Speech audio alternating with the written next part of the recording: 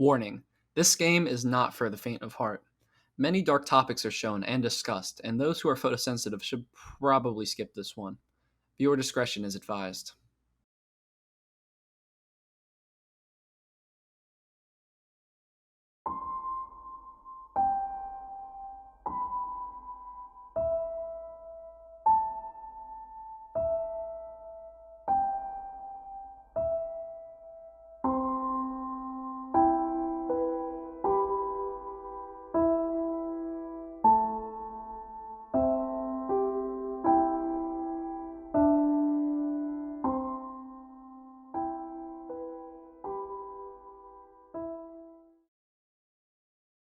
Now I know what many returning viewers are saying.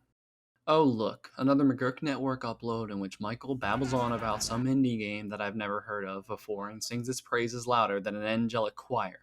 It probably has an amazing story, lovable characters all wrapped up in a genre he usually doesn't touch, her. And excluding that blatant mockery of your tone, I'd say you're right on the money. Unreal Life, developed by not exactly a household name, Hacko, and releasing in God's favorite year, it is but another escapade in my indie binge journey as I continuously scrape the lesser-known releases of Steam's catalog in search for those elusive, exceedingly wonderful hidden gems that more people need to hear about. And since it's been featured in this video, I must really like the game. Yeah, I do. This game is a strange case for me. Often I can recreationally enjoy aspects of Metroidvanias and RPGs and demented immersive sims, even if I haven't enjoyed some of the heavy hitters in their respective genres. But this game is primarily a point-and-click puzzler, and as a personal aside, I usually find such games boring as sin. Now sure, that's probably a biased inclination made by someone inexperienced with the nuances of the genre and such, but man, those two terms usually equal nap time when added together. And yet, this game is definitely both of those things, and I liked it. More than liked it, in fact, as I now regard it as one of my favorite games of all time. So why is that? Well, you're watching this video, so I'm assuming you're eager to find out. So let's get to it. A few housekeeping rules before we start. This game is best experienced blind. I highly recommend playing it beforehand. It costs a pittance and can be finished in a brisk 6 to 8 hours or so, with 100% taking a bit longer. And you have no excuse not to play it this time because this little numbers on mobile, alongside Steam and Nintendo Switch. There is no escape. Many puzzle solutions will be shown in their entirety. I'm not leaving much up to the imagination, so enjoy the game before I dissect it analytically. I played through it twice in its entirety, making sure to nab all achievements along the way. I'll be going over the general storyline first, which is much more linear and demented than most of the games I've looked at so far. With all that said, enjoy the review.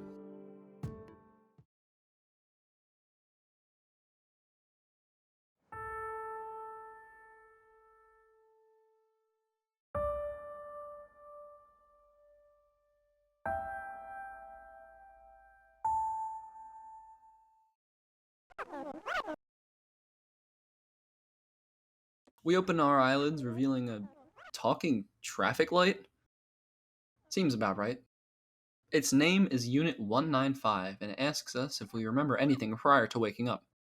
Who's this us character, you may ask? Well, all we know is that our name is Hal. We don't know much else yet due to our unfortunate case of convenient retrograde amnesia. Finding out more and more details about the world and its inhabitants is kind of what the whole game's focused around, so we'll bring up more specific details when they arise. This somehow sentient piece of road equipment is willing to assist our possibly inebriated ass, and it is able to point us in the direction that we came from. Pretty nifty. So we obey instructions and ever so gracefully mosey down the street until we find an interesting pair of shoes next to a gate.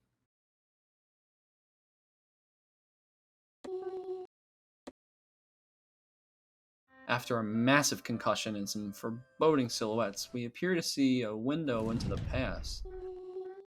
As it turns out, we are able to read the past events of objects that we interact with, which may come in pretty handy, especially for a person with a bad case of convenient retrograde amnesia. This touchy-feely memory junk will prevail as a mainstay for many of the game's puzzles, especially later on. This memory of ours reveals a woman, one Hal identifies right away as Miss Sakura, her teacher. 195 goes over the memory mechanics again for the people in the back, and we see this dastardly Crow character who seemingly stole a key from us. Might as well travel onward in the hopes of catching our avian thief.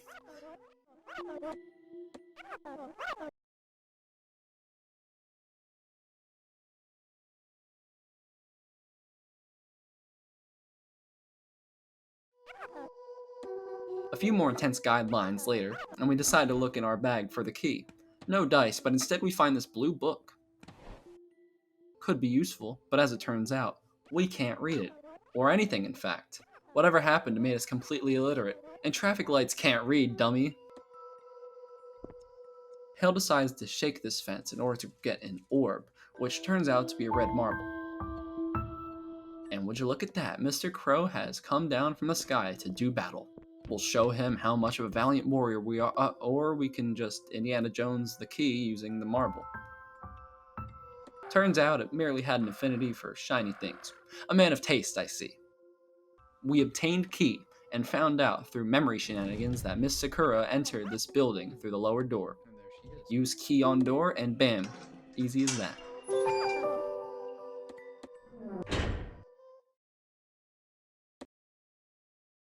We get one of many strange appearances from this red character alongside events that will make more sense as we play through more of the game.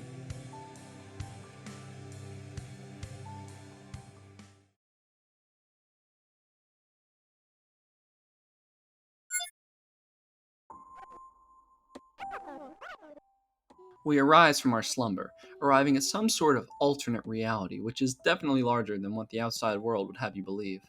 This obviously isn't some ordinary apartment building, but rather an interdimensional hotel called the Whale. And with the dimension-bending scale of this place, you bet your last cent it lives up to the name.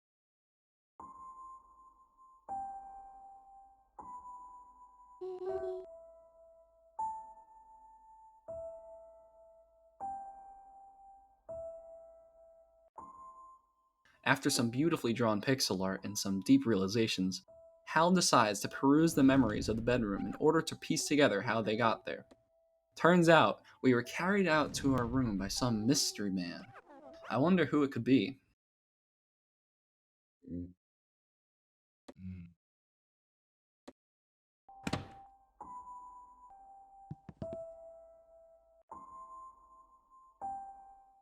We stumble, and Unit 195 figures that we should take the time to reorganize our thoughts so far. By hitting Q, we can close our eyes and enter this headspace-like dimension of peace and tranquility. We can browse the My Thoughts section for now, which contains some mild reflections on our journey so far, including some details about the weird vision Hal had. This is an excellent feature, as it not only works from a narrative perspective, but can also get the player more invested in Hal's feelings about her surroundings and the conflicts that arise in them, while also possibly giving us clues on what to do next. We read the memories of this innocuous potted plant and figure out that this room is bigger than it seems, revealing an elevator when walking towards the right. And thus, our journey begins.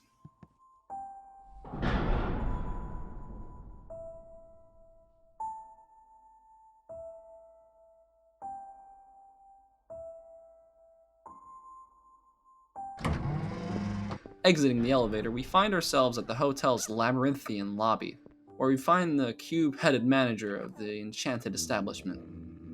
He explains how he fell unconscious upon entering from the apartment entrance, taking us to our room after he found us passed out. Hal brings up this Miss Sakura character again, after which the manager recommends that we get some rest before adventuring. Before sending us on our way, he points us in the direction of the cafeteria, accessible through the elevator, the guest-only train station to the west, for guests' personal trains, don't question it. And finally, the employee entrance to the east, which is seemingly off limits for now. 195 suggests that we look for clues about Miss Sakura in the hotel. Before leaving, we decide to give our blue book to the manager, who is unable to read the book due to it being in a language he is unfamiliar with. However, he is able to deduce that the book is property of some library, due to the red stamp located on it. Most peculiar.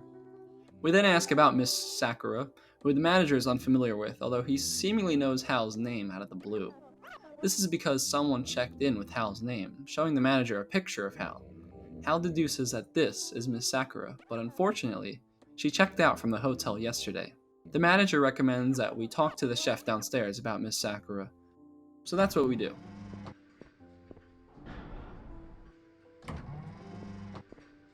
It doesn't seem like anyone's here. Oh, but you're ever so wrong, because located in an innocuous fish tank is Mo, a sentient mossball who happens to have a passion for the culinary arts. Asking about Miss Sakura reveals that she was in pursuit of a place she had to go to, while asking about the book leads to Mo pinpointing its exact origin, the Mirage Library. Mo then realized that Miss Sakura was also in possession of a similar book, which could mean the Mirage Library and the Mystery Destination are one and the same.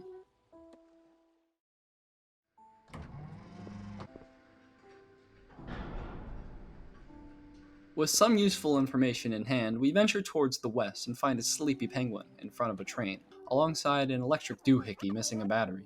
Shaking him isn't enough, so this is where the super secret technique of pressing the space bar to reveal clickable objects comes into play. And yeah, this is probably my main complaint of the game.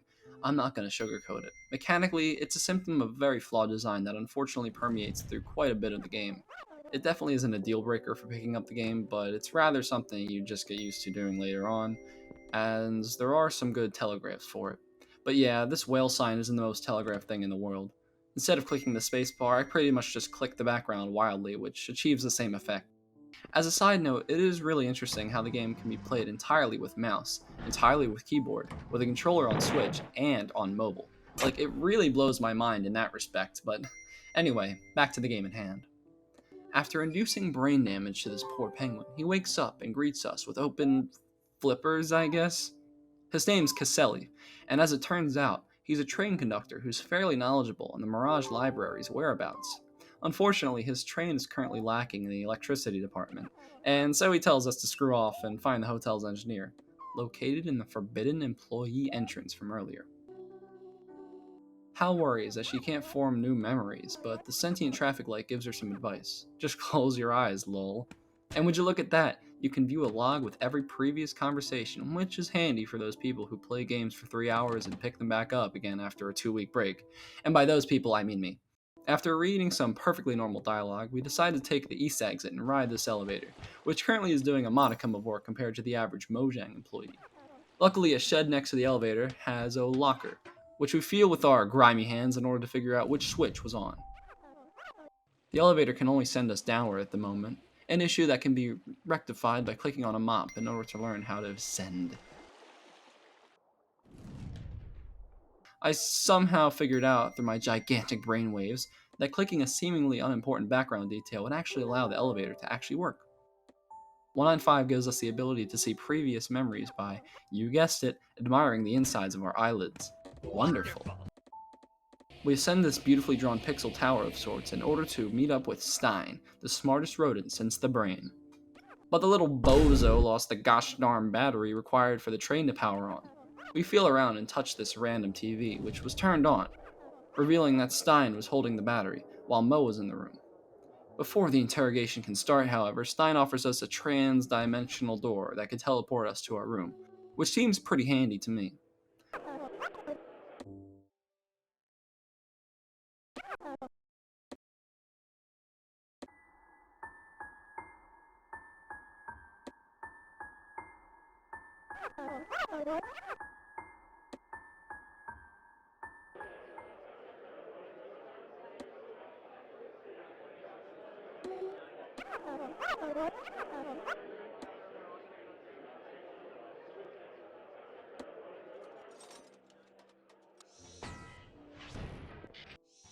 We travel through and return to our room, manually saving in our bed while on the way back to Mo, who just hands us the battery, no questions asked.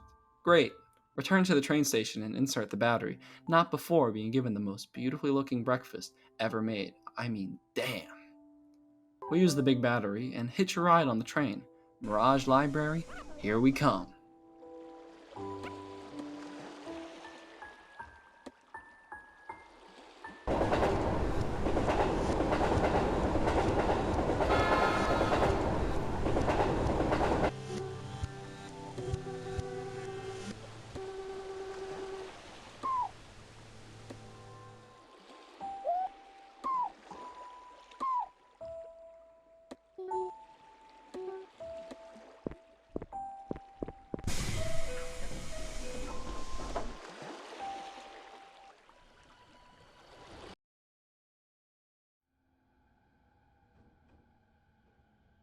Well, not quite, because now we have the first big puzzle section of the game.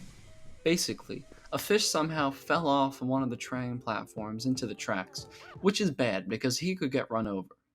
Please disregard how fish can freely swim up the y-axis. Anyway, Pingu over here decides we should send an emergency train stop signal, some foreshadowing for later, in order to make sure our fishy friend doesn't become sliced sushi. So they pack up all the fish into the train. It makes sense in context, trust me. And we must navigate around the obstacle fish by walking next to Penguin Zero, who the fish are horribly scared of. Pretty reasonable, if you ask me. Anyway, we hit the switch and must navigate upstairs in order to find a crane, which can pull the reasonably heavy fish from the clutches of the train tracks, saving him once and for all. Did I mention this game is a tad strange? Well, good strange, I guess. As a side note, I love the damn music that plays here. It sounds like it would fit right into a Payday heist or something. I mean, it isn't too late, but it's just so overly epic, you can't help but smile. We find the crane, but none of the penguins in the vicinity can actually speak, and this area can't be accessed due to the large volume of fish blocking our path. The solution? Get a fish coin here, purchase some delicious shrimp in a jar, and lead the pink penguin with a Hansel and Gretel style breadcrumb trail that leads her to a penguin slacking on the job. She cyberbullies him to wake up and to actually earn his living, allowing us to lead him with the shrimp to the crane, which in turn saves our aquatic amigo from danger. After our successful mission, Caselli admits that he lied to us and actually has no idea how to access the Mirage Library, using us for his selfish gain. Except not really, because he knows a certain dog called Burn that apparently knows more about the library. In the middle of the conversation, Hal has a weird premonition of Miss Sakura calling Caselli a liar by accident, leading to him wanting to make it up to us in time. I get an achievement by trying to feed him shrimp, and we move along. Just as a side note, the footage you're seeing is of my second playthrough, which involved me cleaning up the remaining achievements I needed. That's why all the achievements you would normally get for completing the story aren't showing, but other random ones are. We exit the fish station and another migraine vision plays, which seems to take the perspective of someone telling a story about our adventures so far. These grainy cutscenes have been and will be a common occurrence throughout, if it didn't seem obvious enough already. We find a deserted shopping district filled with closed buildings and a dog.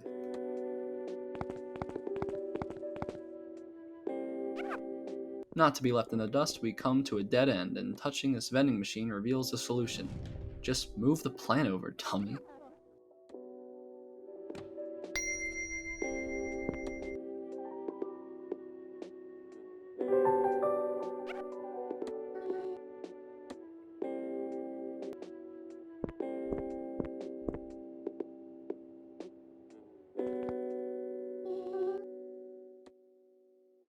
Another door checkpoint activated, another alley, with a large, white flower taking center stage. The dog doesn't seem to be in the mood to socialize, so we'll have to go back to the whale for now.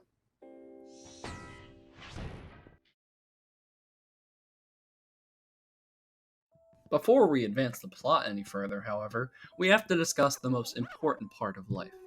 Video games, and Hal, still being the illiterate simpleton that she is, decides to play some shmup game against 195, employing the classic mash every button strategy in order to win against a traffic light with no concept of motor functions. 195 claims that she sucks and will continue to get good at funny shoot-shoot game. Now, this is actually an important side quest, as 195 will steadily improve as the game continues, and there are plenty of achievements tied to it that we'll get to later. For now, however, you'll whoop some traffic light ass and go back to the kitchen. Ask Mo to cook some meat for you and return to the dog, drumstick in hand. He is now willing to discuss a business, aka the Mirage Library, but he isn't willing to give up any info yet, little brat.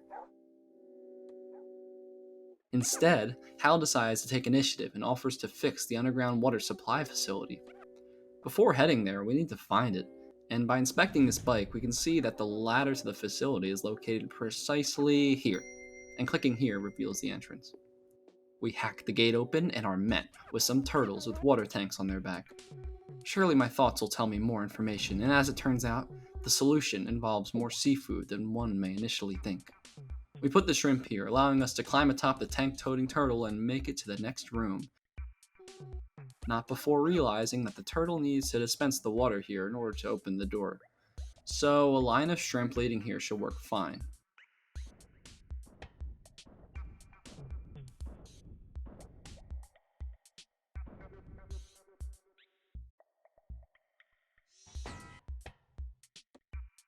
The second room is a bit more complex. You need the turtle to fill the water meter up to the same level in the memory in order to progress. The turtle adds 4 to the meter while hitting the button removes 3. You'll get it eventually, Lord knows I did. And here we are, the first part where I got completely stuck on my first playthrough, although it really isn't as hard as it seemed at first. Each pump has a memory associated with it, which when pieced together you can figure out what order they need to be filled in order to solve the puzzle. Maybe I was drinking stupid juice my first time playing, but I was stuck for around 20 minutes or so. Now it's been a year since I last played, but despite that, I solved it pretty quickly. The solution, for anyone wondering, is 3, then 2, then 1, and finally 4.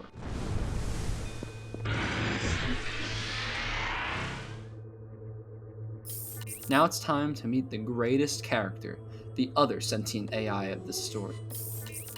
Okay, so I was looking through the footage after I wrote this part, and I couldn't remember for the life of me what this AI's name was. And I wrote this bit about how it looked like Zero from Kirby's Dream Land 3, and as it turns out that the AI was actually called Zero, I'm actually freaking out right now. What the fuck? This somehow gives us a whistle as thanks, sending us on our way before the entire place floods.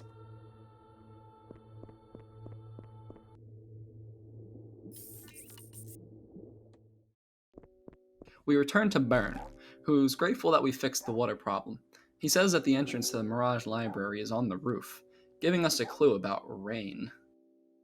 Hal shows Byrne the whistle, who explains that it can be used to give him commands. We then are able to control Byrne, albeit in a weird way. He stands still and spins around idly, moving forward when he hears the whistle and stopping when he hears it again.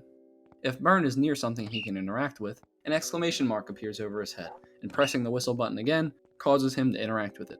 For instance, if we send him in this vent down here, he can grab this handle that allows us to connect this section to the awning, allowing him to climb the vent and knock down a ladder for us to climb.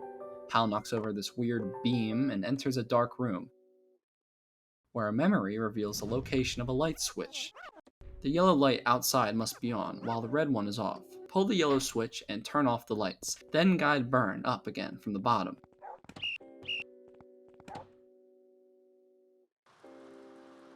Now that the rain is flowing, loosen the handle and let the rain grow the plant at the bottom into a convenient beanstalk ladder.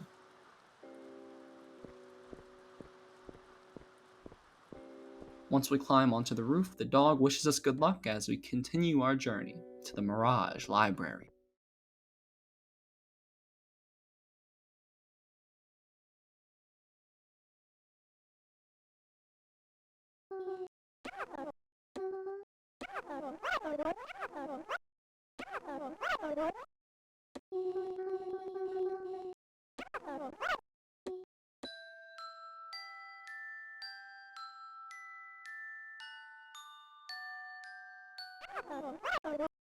Oh, the Mirage Library. This is where the puzzly stuff would usually turn away an action-focused homunculus such as myself. However, none of the puzzles in Unreal Life stumped me in a frustrating way. Listen, as a brainless slab of meat, plenty of games have been started but never finished due to a solution feeling frustratingly out of reach, to the point where looking it up would damage my very fragile ego. Some of the puzzle solutions later on were real thinkers, but nothing impossible for a simple-minded individual such as myself. Or maybe I'm not giving myself enough credit, I'm not sure. Before we actually head deeper inside the library, we must do something that is vitally important. Play more video games! Not this game right now, but rather playing a game inside a game. We can't quite make out the title or any of the words at the moment, but they aren't really important. I'll talk more about the game in a bit, but just know you should play the game immediately after hitting this checkpoint for achievement progress, of course. If you don't care about such trivial trophies, then the entire game's Sidequest is a completely optional thing. With that said, it's funny how much effort went into making this, as there are many intricate details and mechanics for something so missable. Back to the library, this bunny officer isn't letting us pass, so it's our job to slip by. How, you ask? Well, it's quite simple. Just move a basket under the place where this apple falls, where this tree is shaken. Then open the window and sneak past as they're distracted by such a curiosity. Heading deeper inside, bookshelves line the walls, enough to induce another migraine.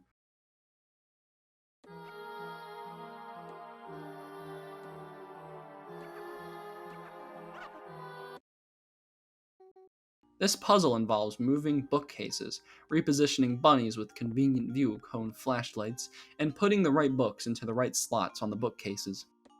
You'll find out that moving this bookcase reveals a hidden locker room. Inside, a bunny staring at the locker that will presumably help us get past the rest of the bunny guards. Read the memory of the chair, and find out that this bunny up here has the locker key. Go back in this room, use the whistle, and the bunny leaves, allowing you to obtain the oversized guard uniform.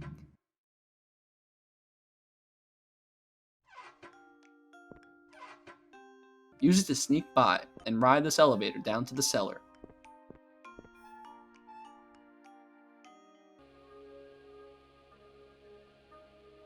A revelation is made here by touching the newspaper.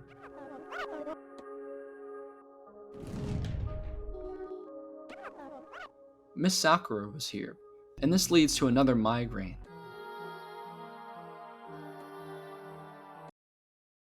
Hal faints on the ground, and 195 reveals to Hal that her ability to read has returned. She decides to read the newspaper headline, which describes a crash that occurred on Road 195 on January 20th, 2 months ago. 195 does some digging, and finds no crash recorded on that date. Another vision, which shows a truck hitting someone. After Hal feels better, they decide to leave the library. Not a bad deal. Hal got her ability to read back and traumatic scars? How lucky can someone be? Heading back upstairs, we read the theft report located near the library's entrance. Miss Sakura lines up with the report, as a key and several books were stolen from the library. When an employee asks Miss Sakura for her name, she replied with Hal. Wait a minute, what? And now there's a Mirage Museum? Well, I guess that's worth checking out, but before doing so, our tag team duo decided to head back to the whale and gather their thoughts. Maybe some more games will cheer us up, and it seems as if 195 really improved their strategy. We can also now read the title, Volta Battle Mode. Some more info about the game is also revealed here. Different attack cards cost different amounts of energy, and have different stats that influence when they can be used and how much damage they do. Again, this seems a tad more in-depth than it probably should be, but whatever, I'm not complaining. Despite 195's increase in skill, they are still no match for some kid with amnesia mashing buttons. 195's AI improves at random points during the game, which is where the achievement grind comes in. I beat most of the difficulties on my first playthrough, but definitely skipped some of the play opportunities, which is why I did this new playthrough in the first place. Y'all thought I just wanted to make a mere video? Of course not, it was always about the achievements, Spider-Man. Let's rewind a bit.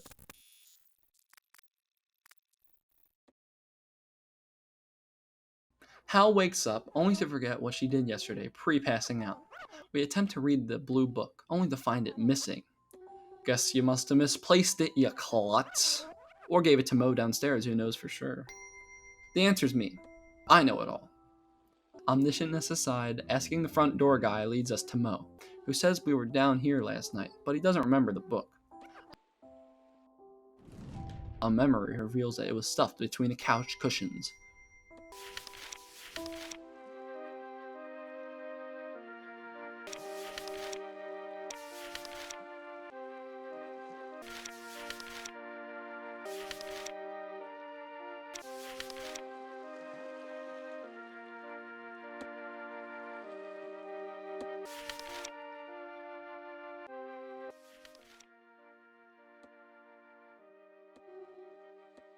Reading the book reveals that our whole journey thus far was somehow recounted in this book, a book we had since the start of the game. Dismissing the notion of it being a prediction, we decide to follow the book and travel to the storage room of the Mirage Museum. But not before the game plays the good old-fashioned pronoun game with us. I guess it was making sure we paid attention, but if you were keeping your eyes wide open this far, you would know that the goodest boy of them all, Burn, would know the answer to our conundrum. And it's as straightforward as walking down the road next to the Mirage Library. Simple, right?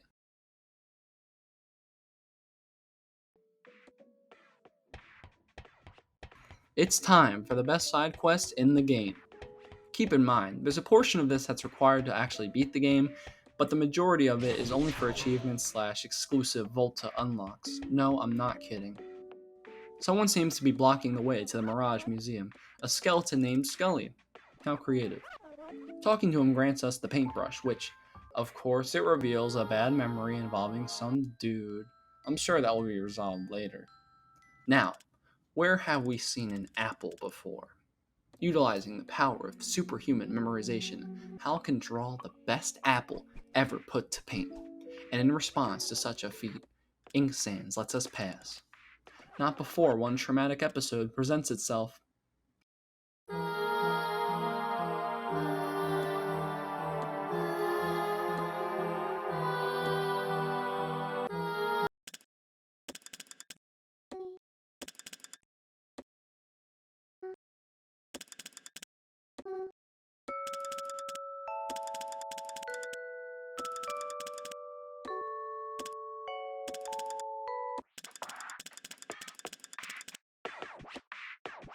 After some reassuring words, Scully tells us to immediately erase the picture.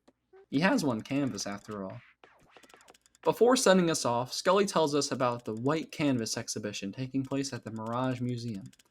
Originally, it was created to give artists a voice, allowing anyone to draw on the blank canvases. However, the exhibition was bought out, and now no one can paint on the canvases.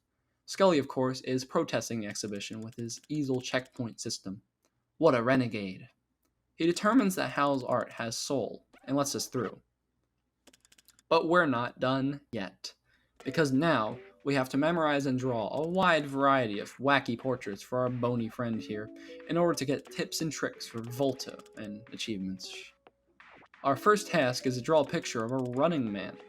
Got it, exit sign here, and we're granted with a tip about projectile angles.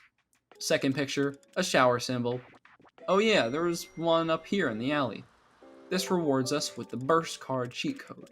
By inputting up, up, down, down, left, right during the game before the title screen disappears, we unlock the burst card.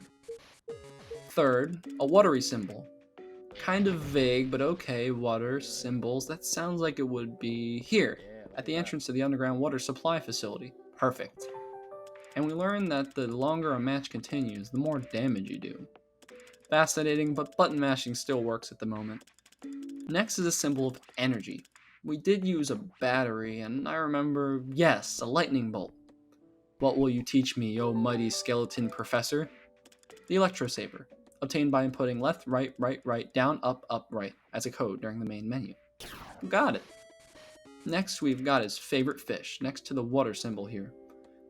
The higher the total cost of the cards we pick, the more defense we have, but the slower we move. Cool, good to know. He has one more request, a hand-stopping time, you say.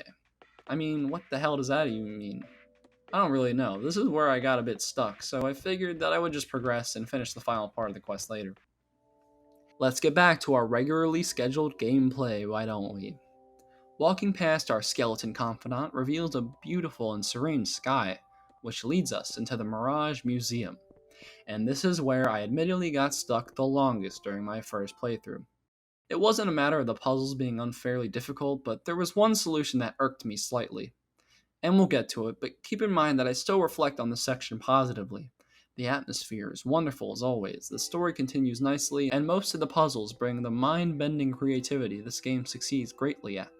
You didn't think we'd be ditching the whole paintbrush stick yet, did you? Because that's the main focus of this section. Our host for the evening, I don't think he has a name. I'll call him the Candyman, I guess. He introduces us to the White Canvas exhibition, and tells us to stay out of the pesky supply closet if we happen to stumble into it. The museum is a winding maze of non-Euclidean proportions, with rooms that wrap around in weird ways alongside the one-way escalators being copy-pasted everywhere. It's hard to digest at first, but since this is my second playthrough, I vaguely remembered the layout and pushed on, arriving at the gallery. You have two choices, go straight or take the stairs. There are 3 of these rooms in total, and if you go the wrong way, it warps you back to the first room. So painting on one of the canvases can clue you in if the room looped or if you moved on. There are 3 rooms in total, and the correct sequence is straight, up, up. Once you move your way to the other side of the museum, you notice that there's another arrow sign pointing a different way. That will come in handy in a minute, but for now, just walk past the screen over here and enter the off-limits supply closet. Unfortunately, the storage room is locked. and only an ant named Junior can unlock it. The other ants tell us that if we see him, we need to guide him to the closet. It does seem easy to get lost after all.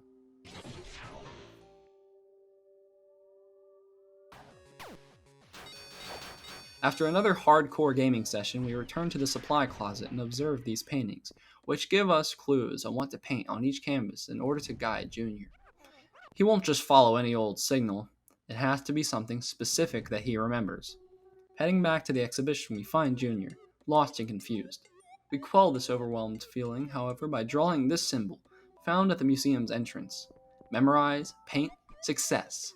The second picture can be found by going down here and switching the order of the celestial bodies until it matches the memory. Memorize, paint, another success. But then we have...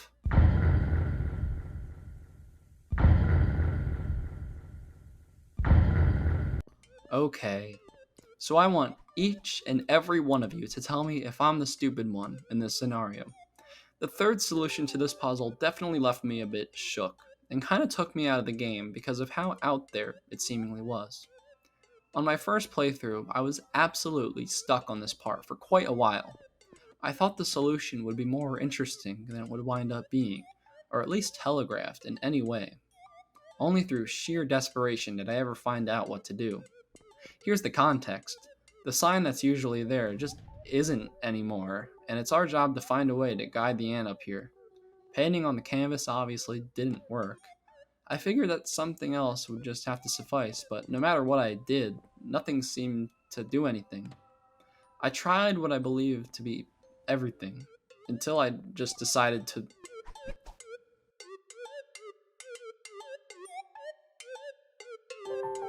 Yeah, the solution was to break the rules of the game and paint to the side of the canvas. Again, maybe I'm dumb for not trying this sooner, but it kind of goes against everything the game did well up to and does well after this point. The rules are obviously dreamlike and nonsensical at times, but there was some rhyme to the reason, even if it wasn't always obvious from the start. For a main mechanic like this to be consistent otherwise, only changing in the specific context, kinda put me on edge for disappointment. I know, such a small thing being such a large omen, but I don't know, that's just how my brain works, I guess. But whatever. On this playthrough, I remembered the solution, so this part only took me like 2 seconds, but it was a big enough deal for me to harp on. The ant climbs the stairs for the final time, and finally, we arrive at the Mirage Museum's supply closet. Inside, we find a few pictures of the centerpiece consisting of Hal, revealed through memory to be painted by none other than Miss Sakura. What a wild revelation. Yeah, sorry to halt the plot, but come on, this is way more important. Instead of getting invested just yet, we whip out our photographic memory and lock it in this picture of a hand that is seemingly stopping time. Sound familiar? Well, it should, because painting it on the canvas reveals Scully's final piece of Volta knowledge, the overclock card. By inputting left, up, right, up, down, down, down, down on the title screen, we obtain a card that quarters our opponent's speed for a couple seconds. Very useful in the tactile tactical button masher that is Volta. Talk to him again about the game, then achievement get, but that's not all. If we talk to him after this, we get an anecdote about how the brush he gave us was originally owned by a chum of his, a friend he would just draw with, who mysteriously left one day. Their drawings had this soul he was talking about earlier in relation to our own pieces. Interesting. We say our goodbyes to Scully and finally return to the supply closet. Venturing deeper within reveals the museum's director waiting for us, astounded that he met the subject of the portrait. Lore dump time! He explains to us that the purpose of buying out the exhibition was to lure the original artists of these pieces to the museum, but to no avail. The director then wishes to show us a secret, which, when investigated, is a goddamn train. So as it turns out, an unmanned train just came here out of nowhere, and the explanation given to us is that the museum was built on what was previously the Outset Station. Yeah, doesn't it suck when you build your weird cosmic museum on top of an infinite void that previously housed a train station that supposedly goes to the end of the world, and a train just comes barreling out of nowhere randomly one day? My favorite. Anyway, yeah, the original goal with the station was to make a connection between it and another station called the Phantom Station, where one's real wishes would come true, supposedly. It was previously regarded as a legend until all this commotion happened and when the director realized that the train had been fixed, presumably by Miss Sakura. So the working theory is that Miss Sakura sent the train unmanned in the hopes that we would befriend the right people at the inn and be able to conduct it all with a way to a station that is rumored to not exist. Did you get all that? Is this not weird enough for you? Well, just deal with it, I guess. Before our little Spirit Tracks ass adventure, we have one more request for the museum director. The director says he'll see what he can do, and we make our way back to the whale.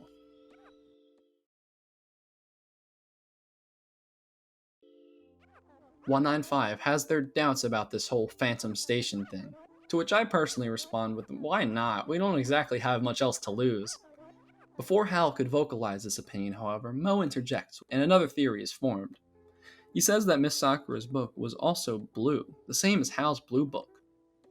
195 postulates that if the two books were somehow intertwined in some way, Miss Sakura could be attempting to follow the book's directions, meaning that if we trace the steps of the girl in the book, we may very well find Miss Sakura. Now this is great in theory, but Stein enters the room and hits us with a dose of reality. The station isn't currently supporting an ample amount of current to the train, and even worse, notable peaks of voltage were also found, meaning that any potential generator may burn out and leave us stranded in the white expanse. So our pipsqueak mechanic says that he has to basically rewire a part of the train. It'll take a few days. Chill out here in the meantime. And we presumably do just that, waking up on the day.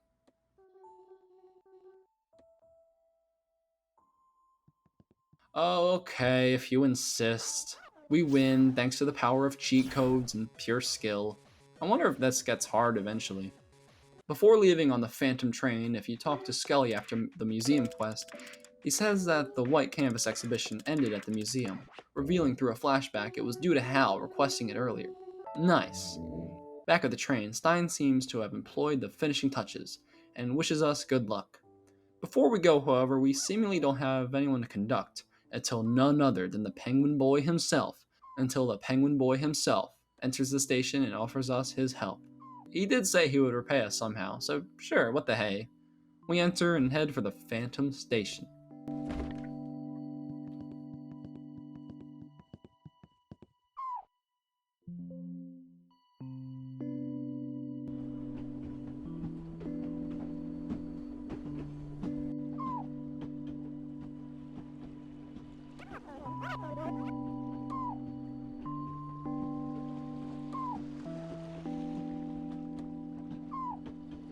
Once we get situated on the train, a voice interrupts our fruitful conversation.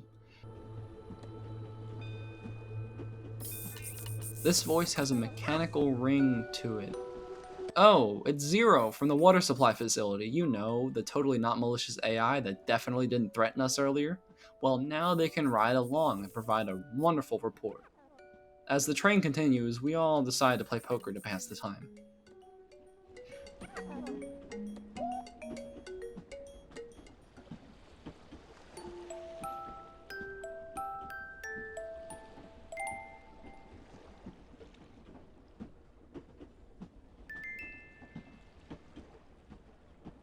Hal wakes up after a good night's rest and converses with the almighty sewer AI overlord in Caselli. There are achievements for exhausting all of their dialogue during the trip. One of them I didn't have, so that's why only one achievement flashes, but still. This wake up, sleep, repeat happens a few times, with some interesting anecdotes being swapped around, ranging from peculiar dreams to Zero's scorn directed towards corporeal beings. It's some great stuff, but nothing too relevant to the actual plot. That is, until we overhear Zero talking to someone in the middle of the night, but I'm sure we were hallucinating. During this train escapade, there's a very touching conversation between Hal and Caselli, which is probably one of the best examples of great writing found within the game. Hal regards her contribution to this huge ensemble as nothing but a small part in this whole operation. In response, Caselli asks if she can fly, to which of course she says no. Caselli says, me neither, but I can conduct this train. Everyone's doing what they can at the moment. Hal's doubts about her contributions wash away when Caselli reminds her of the tremendous feats that she's accomplished up to this point, helping at the fish station, the water supply facility, and what we're doing right now. We can't even know if it's the right thing to do, but hey, we're here because everyone did what they could. Just some wonderful dialogue overall, and there are other exchanges I'm leaving out for brevity. This is where I'm going to give those who skipped and didn't heed my spoiler warnings at the beginning one last time to leave. If this game looks like something you would like playing for yourself, play it. Every storefront it's available on is linked down below alongside the dev's website. You can still experience plenty of the game blind, and it's pretty cheap on both mobile and Steam, as well as Switch. If I can include it, I may have footage of me opening the collector's edition I had imported from Japan. Hopefully it came by now.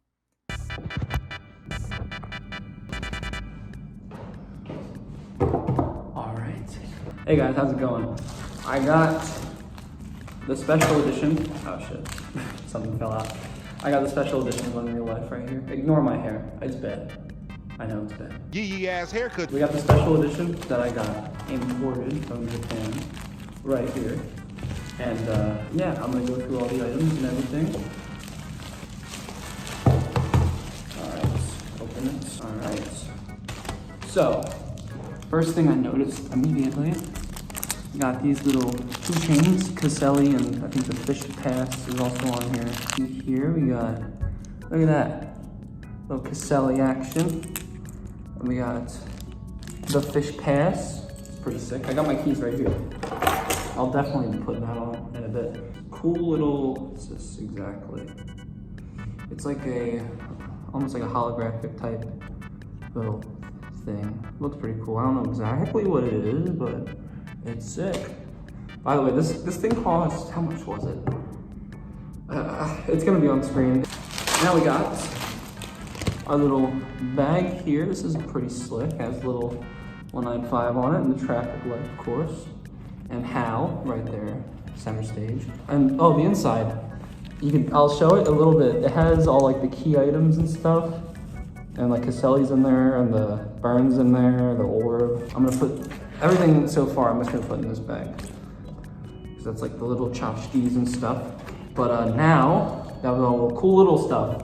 Now we got this big box, which has 3 things in it, and I'm pretty sure, well, I know what one of them is, obviously. So let's open it. All right, we take this thing off. Oh, almost slid out. Okay. And we open this, and oh, that's nice. That is really nice. Look at that. Spine and back has just a cityscape. You can kind of see it on my camera. It's pretty cool.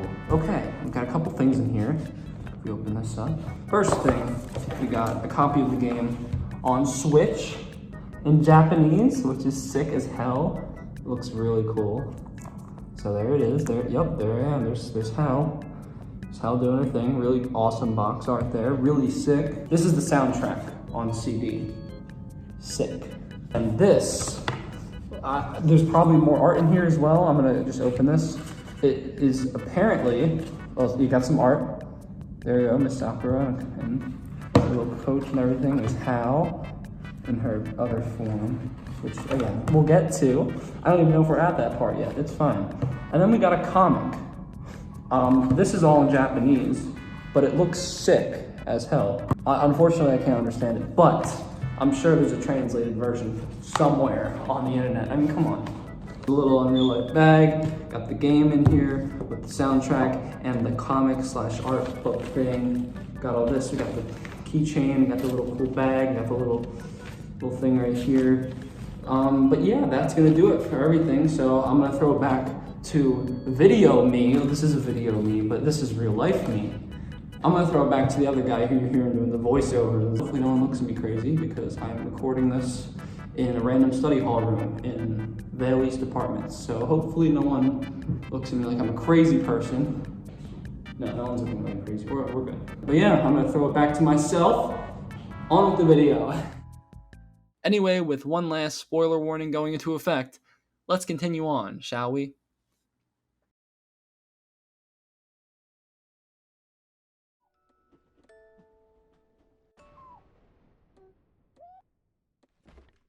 We have arrived at the Phantom Station, and it's as ethereal as I envisioned it to be. Lots of empty space for sure, but hey, what are you gonna do? Actually, wait, is this the Phantom Station? The train seemingly crashed, and the railroad just ends here. Oh well, this seems close enough. Going all the way to the right reveals a red orb on the ground, the same one from the start of the game, seemingly belonging to the crow. It'll be useful later, but in the meantime, let's try our luck in this new area and go left. An amalgam of clutter fills the background, with a broken traffic light catching Hal's attention. Could it be 195? Interacting with this truck, a damaged bulletin reads that the accident on Road 195 has left the boy unconscious and severely injured. Who could that be? That epilepsy warning from earlier is also doubly in effect from now on, as the screen begins to glitch. Glimpses begin to sporadically fill Hal's mind. What could any of this mean?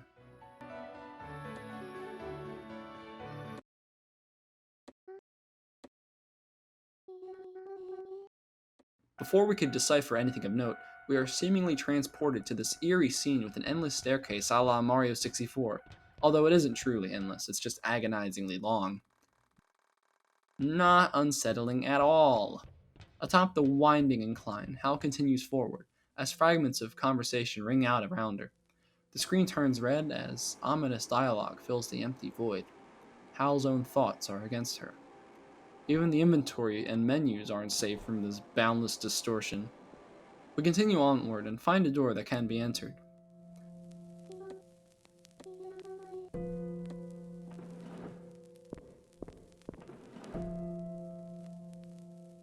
Entering reveals a normal classroom setting.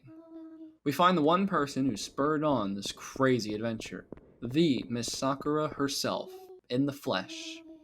She reveals that all of this isn't real, just some sort of a delusion.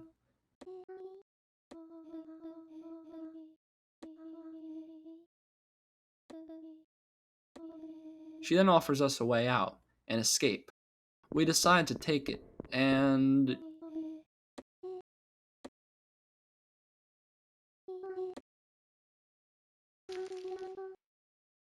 yeah, Hal plummets to her death, as her intrusive delusions win out in the end. Her fate presumed grisly. It's truly a sad ending, one equal parts depressing and unsatisfying. Which is why I'm going to reveal something pretty huge. This game has a couple of different bad endings, two to be precise, with another one showing up sometime later. This is one of them, and I'm going to show you how to actually continue.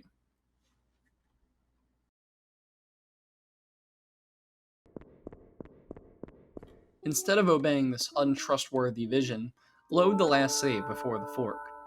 Instead of walking forward, keep holding back, and despite the fact that it doesn't look like anything's changing, slowly but surely, we're getting closer and closer to the exit. Resisting the restless temptation shatters the screen, and our perception about the game we thought we knew.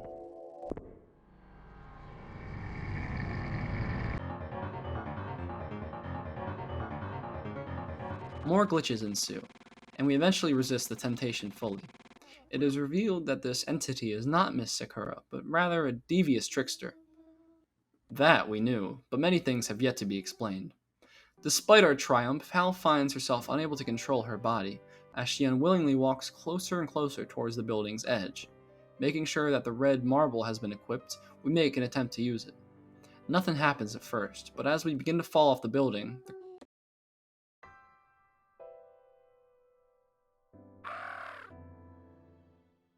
crow swoops down and grabs the marble, saving us from our certain demise. To prevent this corruption from overtaking Hal, 195 goes against her programming and attempts to take control of Hal's body, something they can apparently do. This goes against the AI laws, and as punishment for breaking them, 195 would be forced to self-destruct, being reverted to a regular old traffic light. Hal helplessly pleads for 195 to not risk their life for her, but 195 made up their mind, and decided that her sacrifice wouldn't be in vain. They would have 20 seconds to transport Hal to somewhere safe, or else it would have been for nothing. But then, 195 hears a familiar voice, another artificial intelligence connected to Hal. None other than Zero. Were they there for a last laugh or what? Not exactly. In a selfless act of self-sacrifice, Zero possesses Hal in order to target the self-destruct away from 195 and instead direct it at themselves, all in the name of 195 completing their harrowing journey. And with a final goodbye, 195's self-destruct has been averted.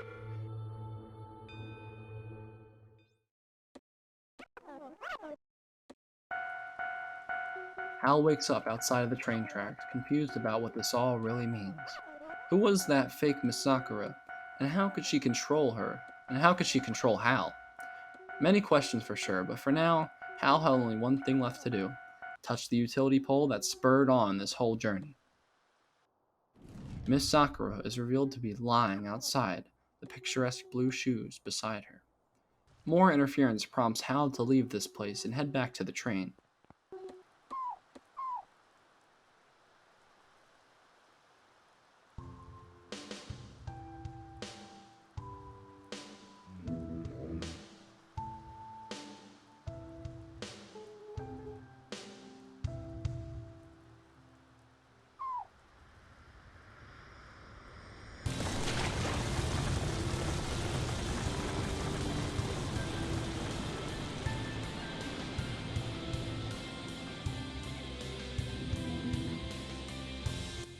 We were miraculously saved by the Whale Hotel.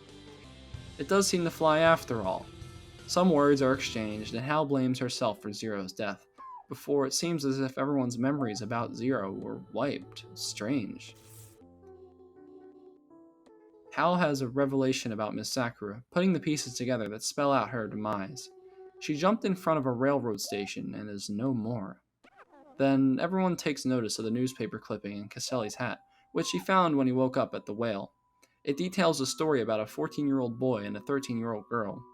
The boy was apparently rushed to the hospital as a traffic light on Road 195 was hit by a truck. The girl went completely quiet, as police can't seem to get anything about the accident out of her. 195 begins to have doubts. Hal wakes up. It's funny how even the sentient traffic light sees Hal's excessive sleeping noteworthy to mention. They both understand what has to happen. They must return to where it all began.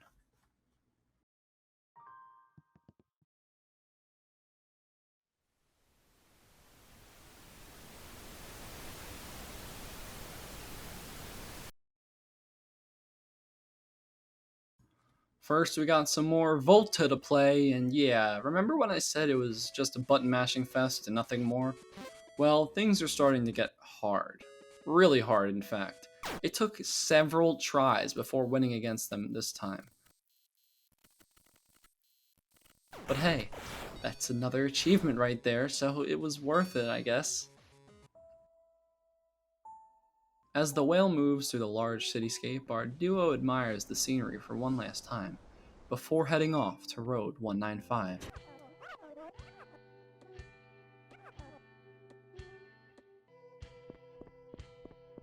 A memory from our conversation plays, in which 195 pieces things together once again.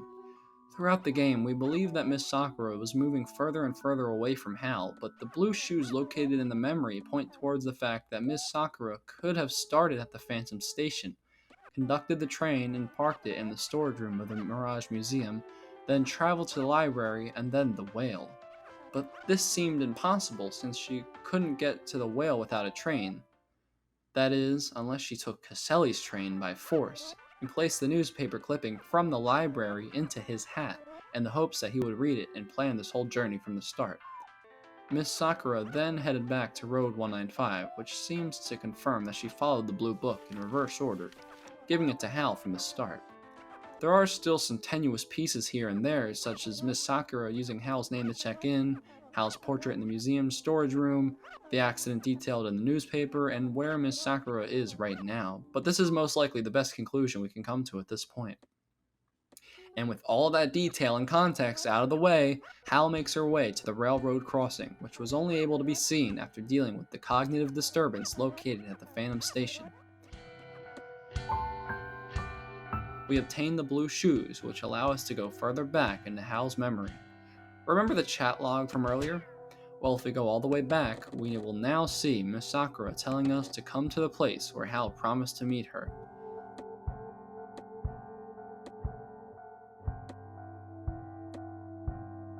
And with that, we enter a mysteriously crimson road, a road that Hal once walked on frequently.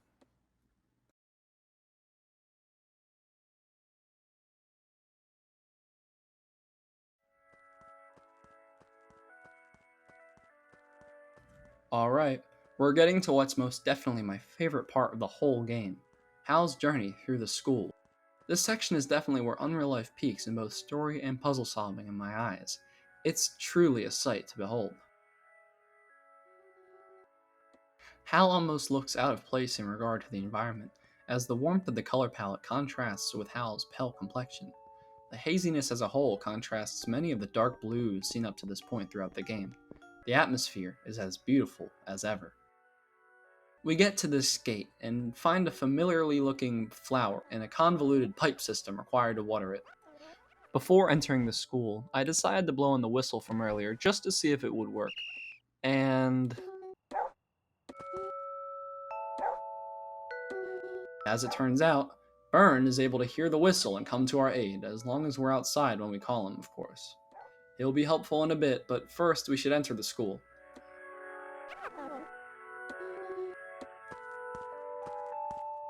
Once inside, we look around and go to the end of the hall, where we find a memory of a school-bound Hal meeting her homeroom teacher, Miss Sakura, for the first time.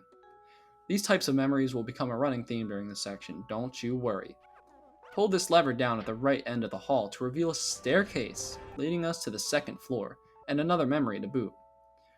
We see a fellow student named Amiumi complimenting Hal's artistic ability, with Hal not reciprocating as much. Heading to the left reveals a balcony, but this fish planted right next to the fish painting sees us, and sends us back here. We want to check the balcony's other switch, but this one suffices for now, revealing another set of stairs.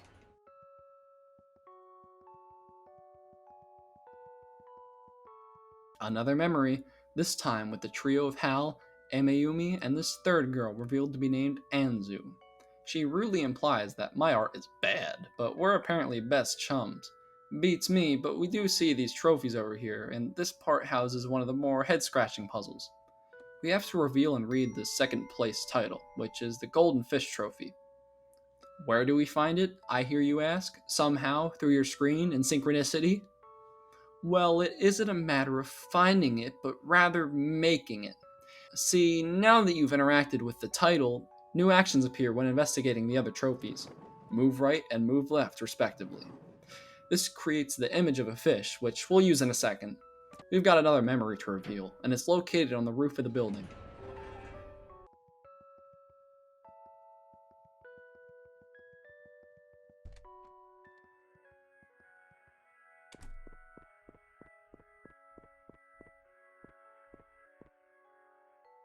Anzu plans out asking Mayumi out to our dismay? The ellipses don't convey much emotion, honestly, and Anzu would not be happy if we somehow shared a crush with her.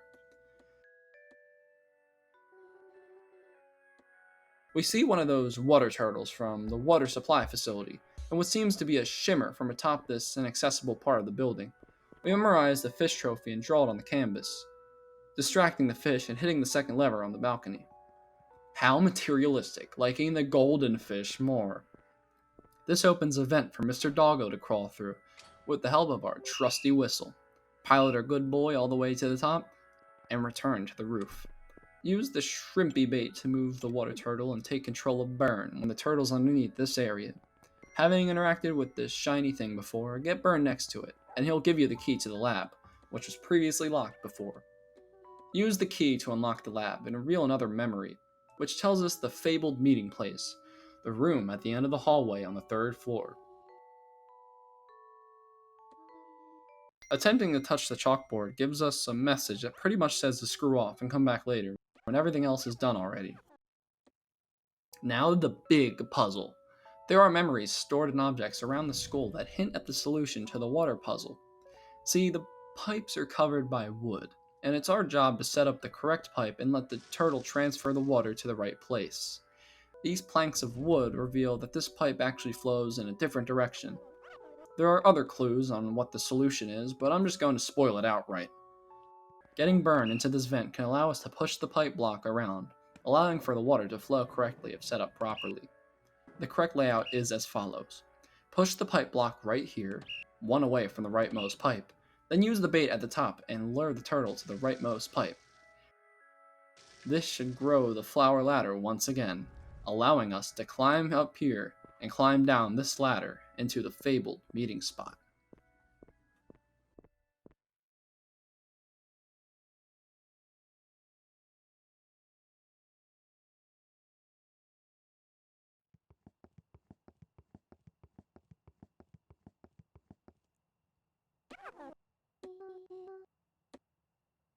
Going down the hall reveals another hallway, one seemingly much longer than it led on. Hal presses forward as a memory presents itself.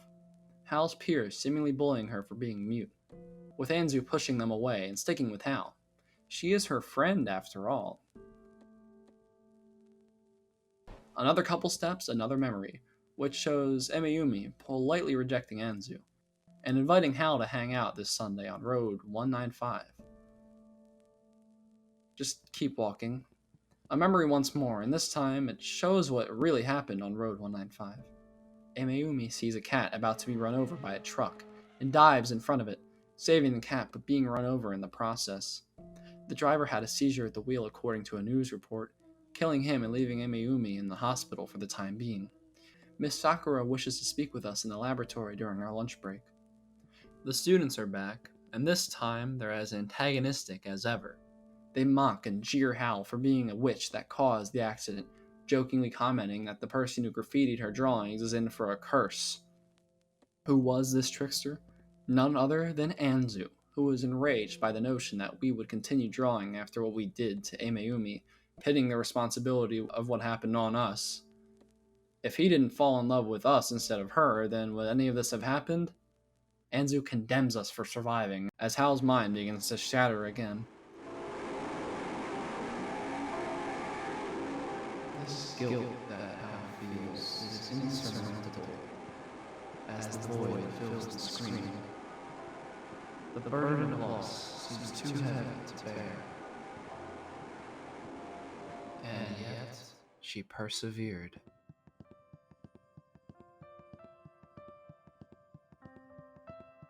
But through the dark thoughts, we finally find Miss Sakura, who tells us a story about a girl with the blue shoes. The story comforts Hal, who laughs at the absurdity of how disjointed and all over the place it was. They call it a day as Miss Sakura tells us to look forward to tomorrow's story. Through all the turmoil, stress, and damage Hal has to deal with, Miss Sakura wanted to give Hal a reason to wake up every day. She wanted to give Hal a reason to live through the pain and persevere, and god damn it if this part of the game doesn't choke me up just a little bit. Miss Sakura tells more stories, such as the one about the mossball chef who is personified in the whale as Mo. Hal one day asks Miss Sakura why she's a science teacher if she loves telling stories. A bit stunned by the question, Miss Sakura says that the things you are passionate about aren't always the things you're best at. More stories are swapped, and eventually, Miss Sakura brings up that Hal may have what's known as selective mutism. She has a hard time talking with other students and yet can talk to Miss Sakura just fine. She attributes this to the mental burden that's been placed on Hal's mind. Hal explains that she's comfortable with talking to Miss Sakura because she reminds her of her own mother. More time passes, and on one fateful day, Miss Sakura decides to give Hal the blue shoes from the story. After all this buildup, all these memories, after everything Hal's been through on her journey, we finally get to meet Miss Sakura in the flesh.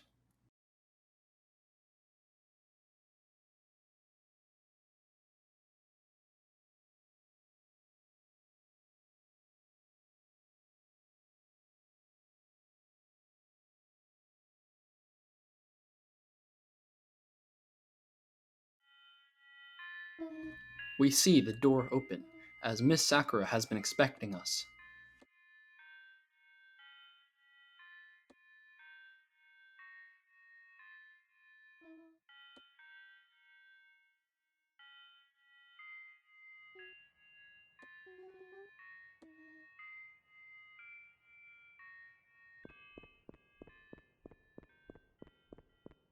Hal sprints over and cries in Miss Sakura's arms as her emotions overwhelm her. Miss Sakura comforts her, remarking about an omniscient voice. 195 introduces herself as Hal's guardian, to Miss Sakura's confusion. Hal presumably explains their entire adventure up to this point, with Miss Sakura saying that it was all worth it because here we are, together at last. Hal asks what this whole place is, and Miss Sakura responds by explaining what she said to Hal on that last day. She told her that she would be transferred to another school. This deeply devastated Hal, as it seemed as if the only good thing she had in her life was ripped away. Miss Sakura gave her one last solemn goodbye, as Hal was pleading for her to stay. This was all too much for Hal, and so she gave in to her temptations. Miss Sakura ran after Hal, arriving on the very street Mayumi was hit on. She finds Hal standing on the railroad tracks, ready to end it all. Miss Sakura beckons her to come back, but to no avail. One more shocking reveal. The world we've seen throughout the entire game is the personification of Hal's last moments, as Hal's brain processing death in the very few moments she has left. Hal is perpetually on the cusp of death, but that's not all. Miss Sakura jumped after Hal, attempting to push her off the tracks akin to Ayumi. This brought Miss Sakura into Hal's newly created Mind Palace. To put more succinctly, this world has been created by both Hal's and Miss Sakura's joint subconscious. This is why understanding comes to them by touching things, because they understand this world more than anybody. But this tenuous connection won't last forever. Time is encroaching upon this world, ever so slightly. Now, Miss Sakura will explain to us her journey through the subconscious. She woke up on the Phantom Station, which was a copy of Road 195. This was before Hal's thoughts were corrupted through the passage of time and the inevitability of their situation. All that was left in this world was a train and tracks that led off into the distance, so there was one thing she could do. Once in the Mirage Museum, Miss Sakura realized that she could draw. Letting her hands go resulted in the portrait seen in the storage room. She then left and traveled to the Mirage Library, where she remembered how to read. The stories in the blue book were eerily similar to the ones that she told Hal in the real world. Once in the library cellar, she read the newspaper headline and remembered everything. Once she realized the fragile, finite nature of this world, Miss Sakura decided to read every book in the Mirage Library in the hopes she could understand how to fix this piece by piece. She realized that following the blue book would lead her to Hal. She had to get to a place called the Whale, which was only accessible by train, a train that she stole from a penguin at the fish station. Once at the Whale, she met the manager, who said he could help her find Road 195 if she checked into a room. As payment, she drew them a picture and checked in with Hal's name, since she wouldn't be there long and figured that Hal would get more use out of the room than her. After a short stay, Miss Sakura traveled to 195, finding Hal sitting next to a utility pole unconscious. She left the blue book and blue shoes with Hal, hoping that we would trace the steps of the blue book once we could read, and find her at this very place. During this time, Miss Sakura attempted to calculate a way for us to survive this situation. With a method in hand, Miss Sakura tells us to meet her at Road 195.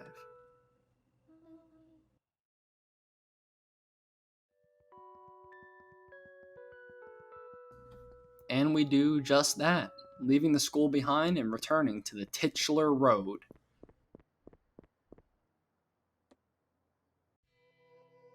We ready ourselves for this great master plan that Miss Sakura has, before being hit with a dose of reality.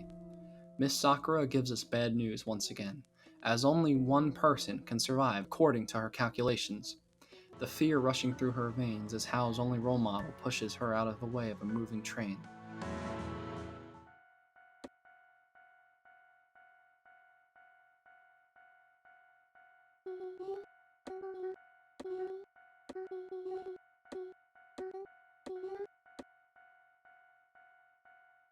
Paranoia sets in, the screen tears, and with that, Miss Sakura sacrifices herself, giving us another mediocre, predictable ending.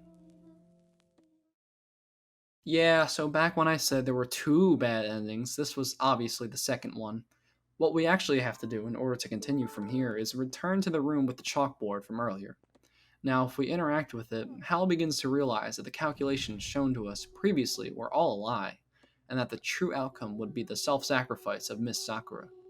195 confesses to Hal that she is right, bewildered by her prestigious knowledge of this place. Before we can leave, the fish gives us a fish pass to be used at the station, giving Hal a flashback to the conversation with Caselli on the train. With a newfound confidence, Hal and 195 attempt to save Miss Sakura from this whole debacle.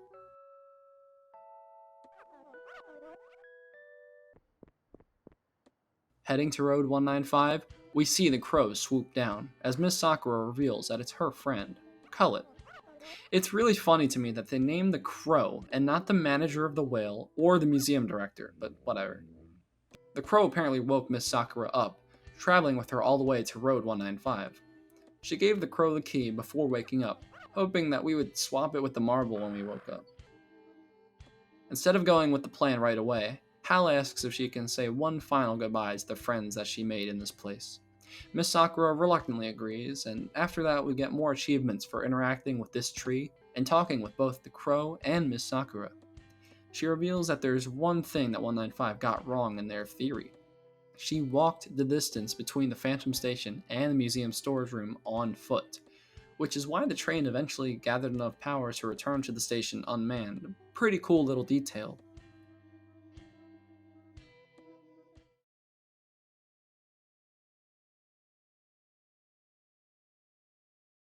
Now, we've got business to attend to.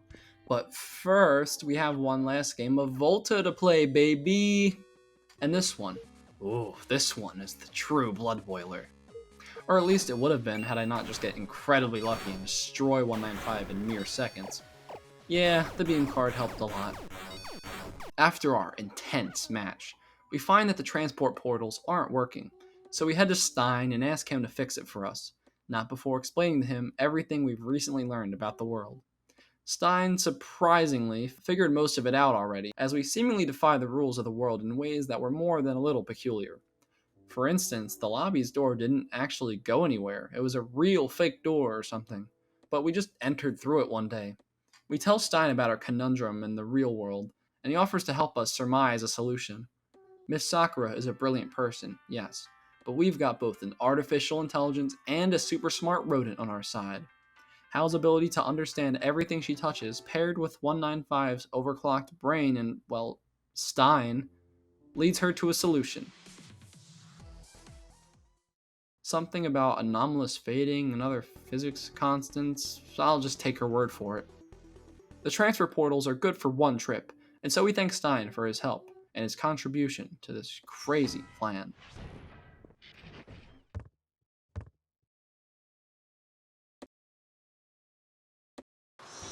Entering the alley, we say one final goodbye to Byrne, and head back to Skelly to do the same.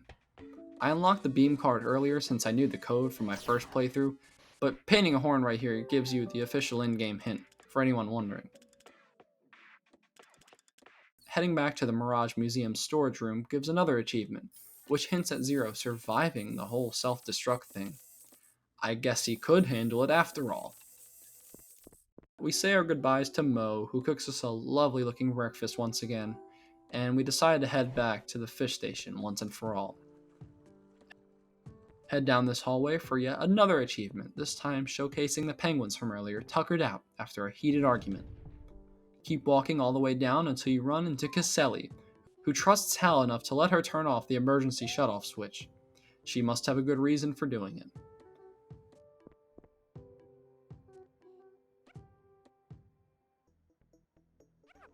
Since his job has been halted at the moment, he offers us a ride on his train, where we stop and admire the breathtaking view of the city one last time.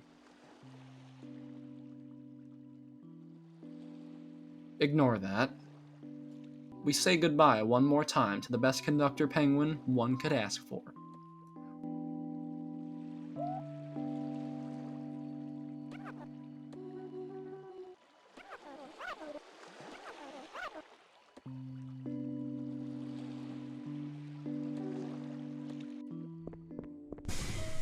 Once at the whale, we say so long to the hotel manager, who lets us go without paying for the irreparable damage that we all caused. I'm joking, of course. He says our stay was priceless and sends us off to live our lives. With all those goodbyes, we finally reach.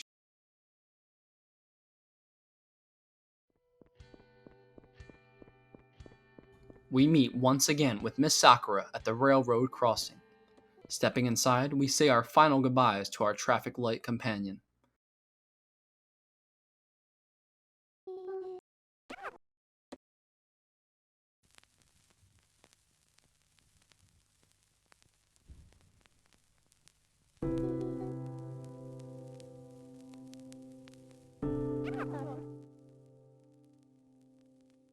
"195 touches us with the blessing of our reality, ensuring us that the mind that conjured this place is as real as anything. No one here is going to die, but rather the idea of them will live on. 195 will live on. Every minute thought that Hal's brain conjured up will live on." Hal promises to show 195 the pleasures of her reality and to experience new things through her eyes. Hal wants to live. But the voice is back. This dilapidated figure who has been at odds with Hal from the very start. The temptress responsible for the first bad ending. They chastise our decision to live after choosing to throw ourselves in front of a train. Hal puts a name to this face, an entity that she regards as the part of herself that she hates. Haru. It's the part of herself that suppressed the unbridled passion for drawing that she had. The part of herself that prevents her from speaking to the other kids due to the overwhelming stress and strain pushed onto her. Hal's reluctance for caring what other people think prevents her from being dissuaded, as drawing is reason enough for her to keep living. Hal embraces the differences between her and Haru, showing that she has power over her emotions and decisions.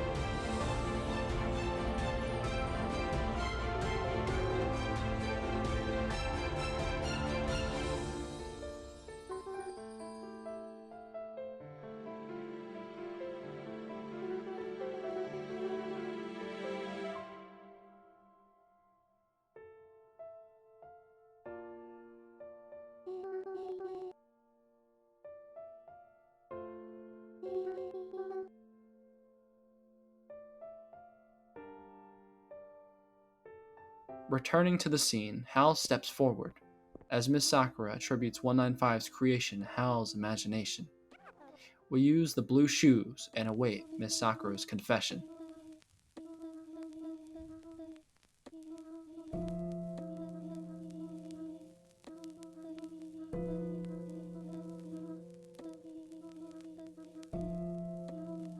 Before she could sacrifice herself, we see another memory of Miss Sakura giving Hal the shoes. They don't fit at the moment, but Miss Sakura wants to give Hal something to look forward to in her absence, telling Hal to look forward to the day in which she can fit in these shoes. By then, things will be better. Hal reassures Miss Sakura that both of them will live, and reality resumes.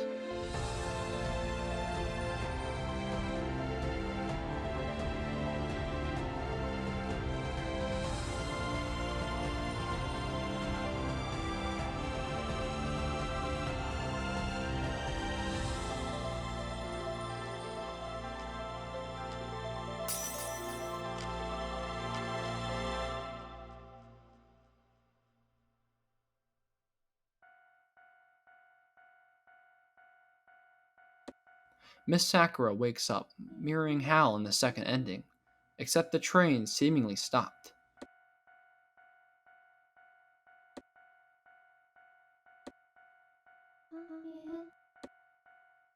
She finds Hal sleeping under the tree from earlier. The emergency stop signal was seemingly triggered by wireless brain waves from Hal, which must have tuckered her out. Miss Sakura carries Hal on her back, remembering the blossoming cherry tree. It's spring already.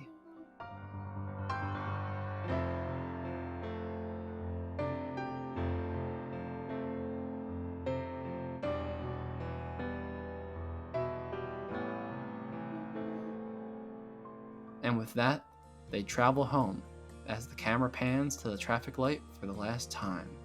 Roll credits. Damn. I don't really know what to say. Unreal Life is a phenomenal game.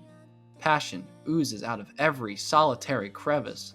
The art is truly phenomenal. The music slaps so incredibly hard. The puzzles are fun to dissect for the most part. It's truly a once-in-a-lifetime Unreal experience. And yet there's still more left to do. We've got some achievements to hunt down, baby! You thought this whole thing was over? Well, not yet. But don't worry, there's not too much left. Make sure to load the 3rd chapter of the game, not your most recent save. Also, one more thing. Shout out to AquaTorrent for making this achievement guide. Without him, getting these achievements would have been an absolute pain in the ass, so thank you once again. Linked in the description, by the way. Our first achievement takes place at the whale. Remember this locker room that had the switches that activate the elevator? Well, if you try to open this locker with the key, it'll say that it's locked, end of story. Except, if you keep pressing it like 40 or 50 times, you'll eventually get an achievement. After all of that, the locker doesn't even open. 0 out of 10, bad achievement. Now we've got to the fun stuff. These final 3 achievements require us to play most of the game again, so I hope you're ready. First, we continue from this point on until you reach the museum. Save at this specific point after Hal says this dialogue. We're going to load here again a bit later. From here, play the game until you're at the school, and you say goodbye to everyone. Head back to the locker I just complained about and enter it. It's an endless expanse of black, but eventually you'll find a little scene and a sleeping cat. Talking to him reveals a cryptic message, which I'll do my best to dive into in a bit. Another achievement. Load the previously made save and head back to the locker. This is of course before the climax of the game at this point, but after we unlock the locker. We see what looks to be Mo, and talking to it results in another weird message, before waking up back at the whale. Load the save again, and instead of talking to Mo, head on past and you should see a collage of notes. Read them all, and you'll get the penultimate achievement. Before we talk about the notes, there's one more achievement we need. Just complete the game from this point, and some alternate dialogue will appear that we'll discuss right now.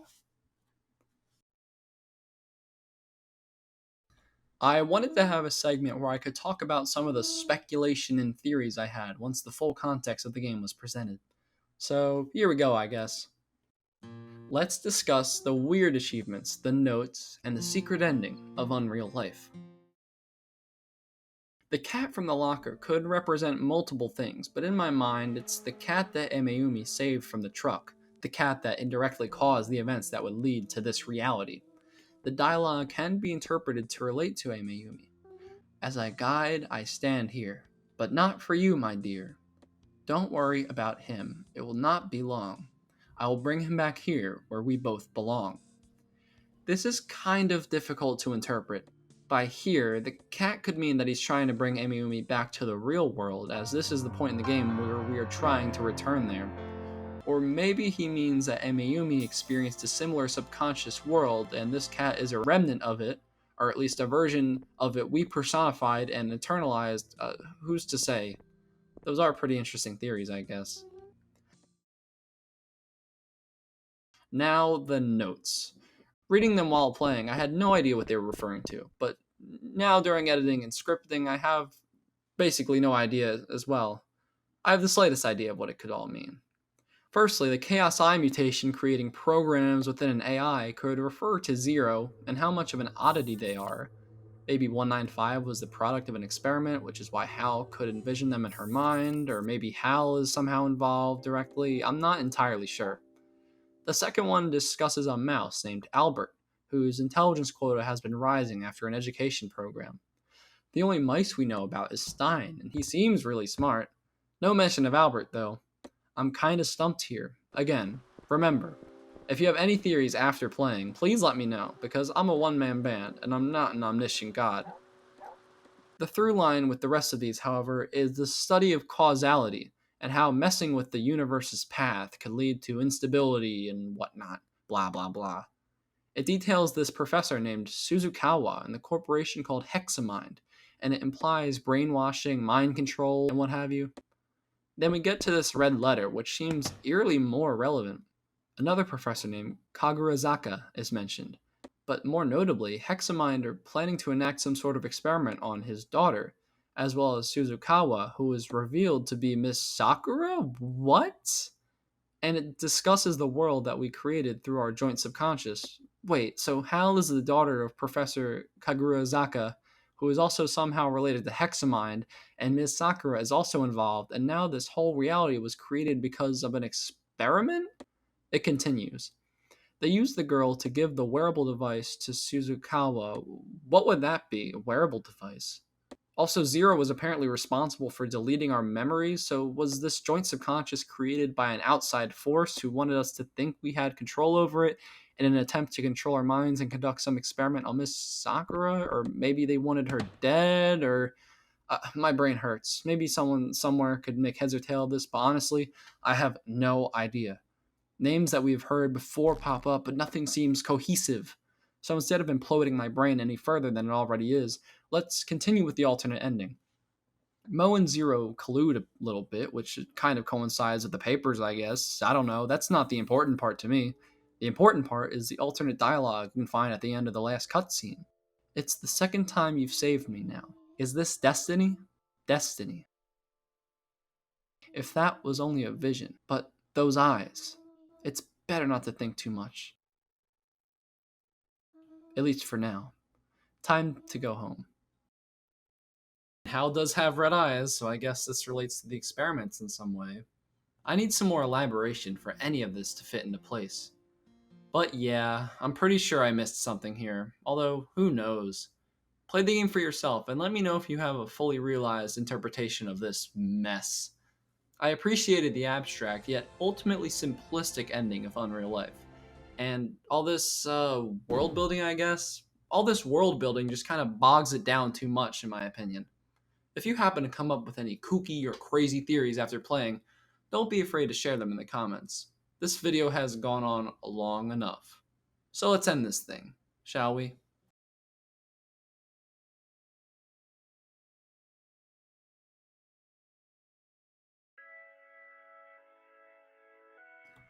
Well, that was quite the journey.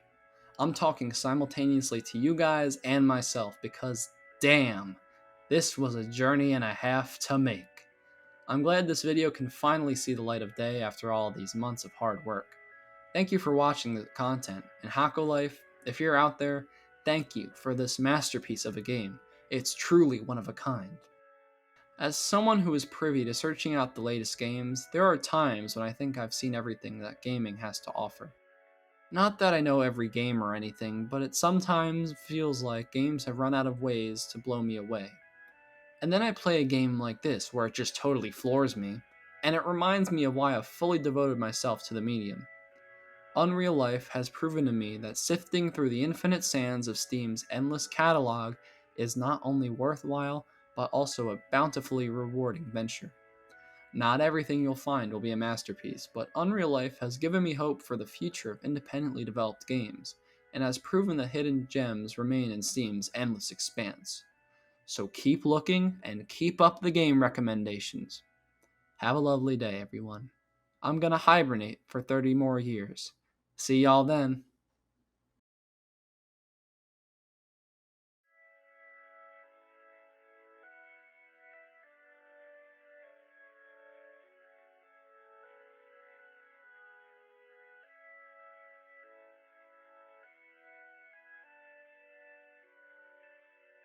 I like trains.